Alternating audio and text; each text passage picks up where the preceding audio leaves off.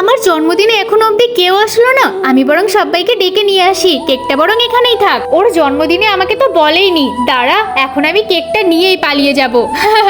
একা একা কেকটা খুব মজা করে খাবো।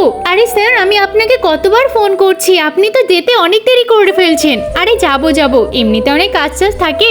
ঠিক আছে স্যার, আপনি এবার আমার সাথে তাড়াতাড়ি চলুন তো। হ্যাঁ, চলো, এখনই যাব।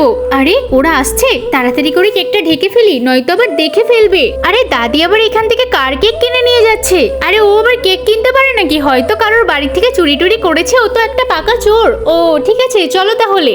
আর কারো অপেক্ষা করব না, এখনই কেকটা কাটবো। আরে আমার কেকটা কোথায় গেল? কিন্তু তার আগে, কোনটা তোমার কাছে বেশি দামি, এক বস্তা টাকা নাকি মা বাবা?